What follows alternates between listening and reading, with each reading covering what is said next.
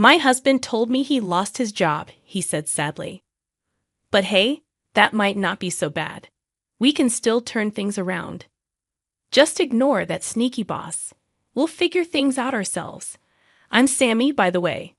The other day, I said yes, yes when the microwave beeped, and my daughter looked at me funny, saying, "Mom's talking to the microwave." It felt weird being caught off guard like that. But with gadgets like Alexa and Siri, talking to machines isn't unusual anymore. It was embarrassing because I didn't even realize I was doing it. But hey, compared to some of the really embarrassing moments I've had in the past, talking to the microwave isn't such a big deal. This happened about 15 years ago when I was working at a small but prestigious company.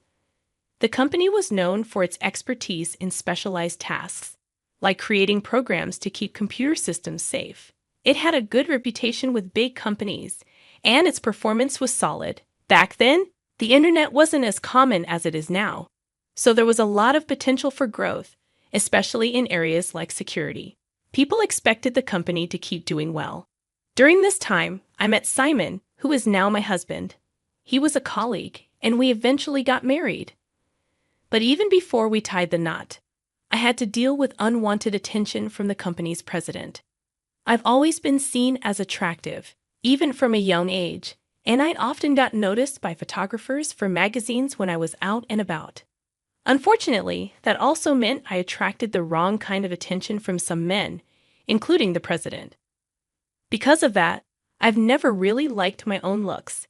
Even a simple good morning from me would be exaggerated by the president, who would say things like, "You're such a good girl," always greeting me with a smile. He'd brag about it to others in the company. The president was 48 years old at the time, bald, with what little hair he had left slicked down on his forehead. But he seemed content with his appearance and didn't seem bothered about fixing it. He wasn't very nice, and he treated employees he didn't like with arrogance, while being friendly to those who were useful to the company or those he found attractive. He had a bossy way about him, which created divisions among the staff. Whether it was good or bad, his behavior made me feel uncomfortable. But since he was my boss, I had to find a way to get along with him. Dealing with a man who wrongly believed I was dependent on him because I reported to him for work was tricky. I tried to avoid getting too close to him to avoid any misunderstandings. However, when I announced my marriage to my husband, the president began persistently asking me out for meals. Even though we kept our relationship at work secret, people who knew about us knew. But the fact that the president increased his invitations at this time showed he hadn't realized I was married until then. It was just things like feeling his eyes on me or hearing from others that he liked me. I initially tried to handle it gracefully, but it became a problem when his invitations got more intense. He suggested going to fancy restaurants, drinking expensive wine he bought, and even going to bars with private rooms. He kept asking when I would go out with him alone, making things awkward and uncomfortable for me. Even after I kept saying no to his invitations, the president didn't stop. He thought I was playing hard to get and teasing him on purpose, calling me names like Little Devil. His invitations were so obvious, he just wanted to get me drunk and take advantage of me in private. It was clear it had nothing to do with work. If he suggested going to a busy park near a police station and asked me to drink water while licking salt, which I hated, I might have considered it as a work obligation, but ultimately, I wouldn't have gone. One day, I couldn't take it anymore. I told him straight out to leave me alone because it was bothering me. I had avoided saying this before because I didn't want him to realize I knew about his interest in me, which would complicate things even more. But that day, I was too stressed, and my true feelings slipped out. As expected, the president just laughed and tried to touch me. He said I knew all along and was teasing him on purpose. His touch made my skin crawl, and without thinking, I pushed him away and ran off. Originally, my husband was concerned about the president's behavior and suggested I quit my job. But I insisted on staying because I wanted to support my husband, who was the top technician in the company. He's working on a new system that could greatly improve our company's performance, and I wanted to be there to see it through. Switching companies after quitting wouldn't have made sense for me, so despite the uncomfortable situation with the president, I chose to stay. However, it was time to put an end to it. The next day, I handed in my resignation letter, addressing it to the president. I had already discussed everything with my husband the night before, and he strongly encouraged me to resign. So with determination, I confronted the president. But he didn't accept it. Instead, he tried to convince me to stay by offering higher pay and a better position. He even made weird suggestions like promoting me to be the president's wife, which made me uneasy. I told him I was married and tired of his advances, but he seemed to twist my words, implying that I secretly loved him. It was frustrating. I never saw him that way. I thought maybe he felt threatened by my husband and was trying to keep me close, but that conversation just made me more determined to leave. The president accepted my resignation, saying I shouldn't have to work as just an ordinary employee when I'm going to be the future president's wife. He took my letter and left the office. It was clear he didn't understand anything. Blaming my husband made no sense. But wait, isn't this unexpectedly lucky for both me and my husband? Just married, and now I'm out of a job.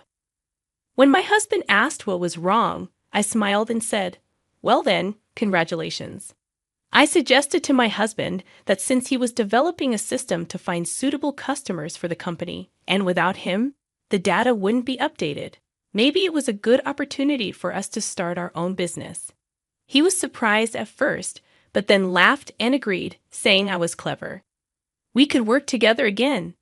After getting fired, my husband wasted no time. Within 30 days, just like the president said, we used our savings to start our own business.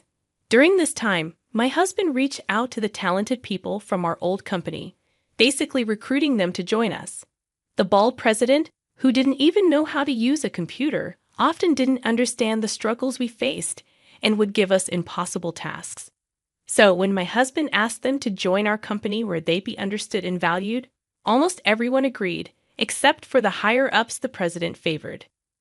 If I had stayed at the old company, I might have been stuck there too. Following my husband's lead, he developed a new and improved version of the system he'd been working on before. With his connections, he not only secured jobs, but also created 2 new security systems, selling them to other companies. In an industry with few competitors, companies naturally wanted the best products, so our workload quickly grew. Within 4 years, our company became the best in the business. Everyone at our company was thrilled with our success. Then, out of nowhere, the president showed up at our office one day. Reluctantly, my husband led him to his workspace, which also served as the president's office. Worried, I went along too. My husband asked the president what he wanted, and the president immediately bowed and apologized with tears in his eyes. He said he'd been watching us for the past few years and realized that I really didn't like him. He genuinely regretted his actions. The president explained that the previous company was in financial trouble, short-staffed, and making employees work long hours without paying them properly for overtime. At this point, I didn't really care about getting an apology. My husband is making more money now than he did at the old company, and he's increased the salaries of our employees. We're happy with where we are now, so the president's apology didn't matter to me. It felt like a waste of time. When my husband asked if the president had anything else to say, the president got off the sofa, sat on the floor, and begged. He pleaded for my husband to come back to the old company, saying that with him there, things would improve. But my husband calmly refused. He said that ever since he got fired, he's no longer an employee there and has a responsibility to protect the people at our own company, so he couldn't go back. The president kept pleading, even offering to step down and have his company merge with ours. But my husband said no. He explained that what the president did to me in the past was wrong and hurtful to female employees' morale. Nowadays, overworking is criticized, and actions like the president's are considered unacceptable. Back then, it might have been seen differently, but now it's clear it was wrong. He mentioned how victims were often silenced or blamed, and he couldn't forgive the president for what he did. The situation with overtime was different. Until then, it was common for companies to ignore labor laws and make employees work long hours. But as laws changed and people started seeing long hours as harmful, the president's actions could have serious consequences if reported. At first, he begged not to resign, but he eventually realized he couldn't stay as the head of the company. The president stepped down, and my husband took over, merging his company with ours. All the employees came with us, and we sorted out the unpaid overtime. Since our company was doing well, it was a relief. The president's company didn't pay much for overtime anyway, so the amount owed wasn't huge. We came out on top. When you suggested starting a business after I lost my job, I never imagined we'd grow so much that we'd surpass the president's company. I'd always believed in your abilities. Really? Or are you just trying to boost my ego? I teased my husband. No way. You caught me, he replied with a smile.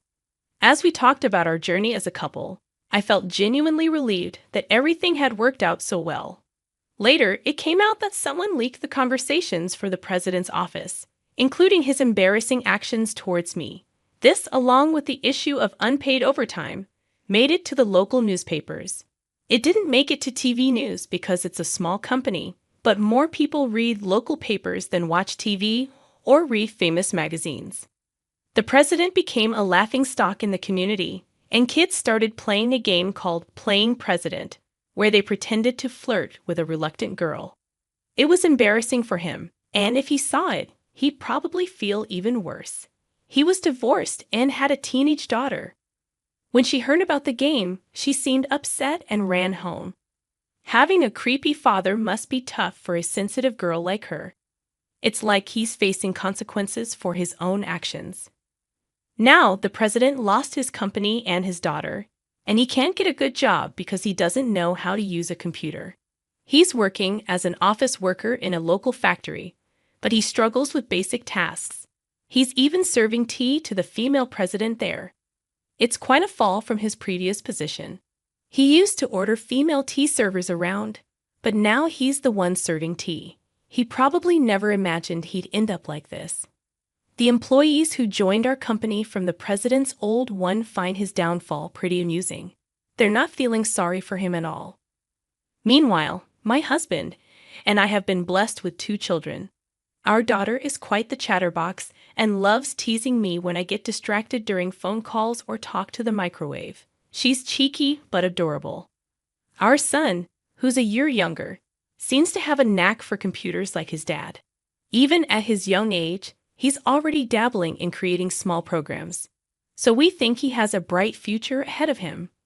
It would be great if he eventually took over the company, but right now, he's more interested in being a YouTuber, working for Uber Eats, or delivering pizzas.